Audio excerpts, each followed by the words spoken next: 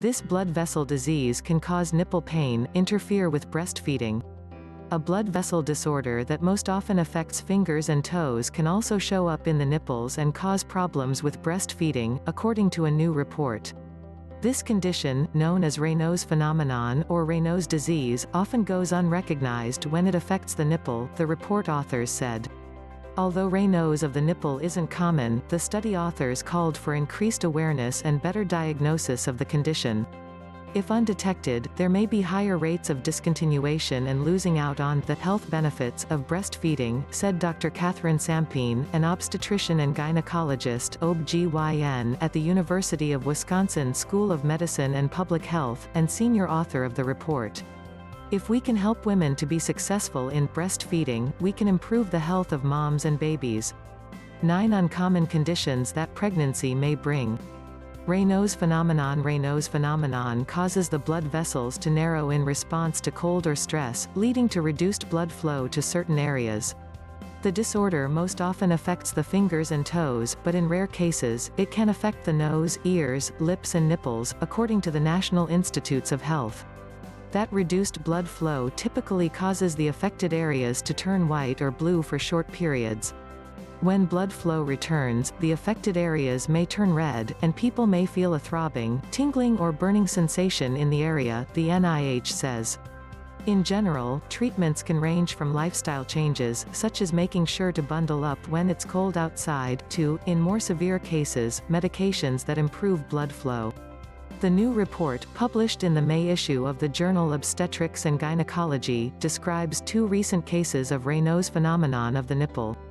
In one case, a 32-year-old woman went to her doctor shortly after having a baby. She reported that her nipples sometimes were very purple.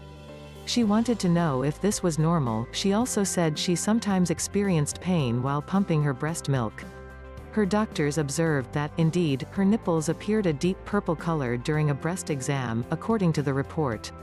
But after the patient closed her examination gown for a few minutes, the discoloration almost completely disappeared.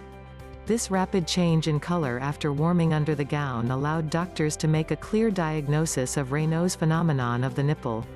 Doctors recommended that the woman take some simple steps to treat her condition, such as making sure to keep her breasts warm while pumping milk, which did improve her symptoms. In the second case, a pregnant woman told her doctors that she sometimes experienced a stabbing and debilitating pain in her nipple, as well as nipple discoloration.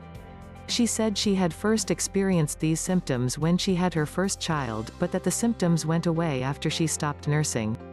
Now, at 17 weeks pregnant, she was having the same symptoms again, she said. Doctors suspected she might have Raynaud's phenomenon of the nipple and decided to try switching the medication she was taking for high blood pressure to a different drug that works by relaxing blood vessels and treats both high blood pressure and Raynaud's.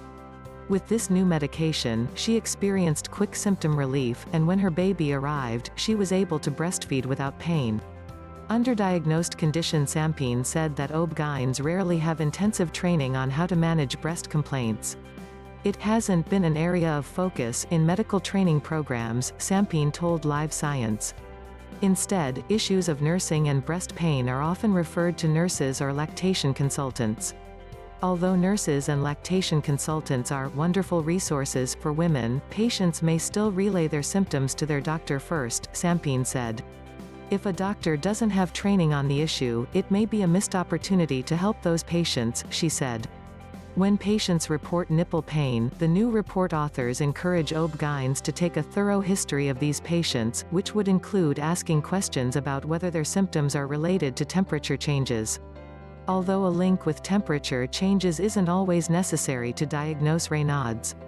A careful history and physical must be obtained in women presenting with breast pain, because diagnosis and treatment allows breastfeeding continuation and mitigation of symptoms, the report concludes.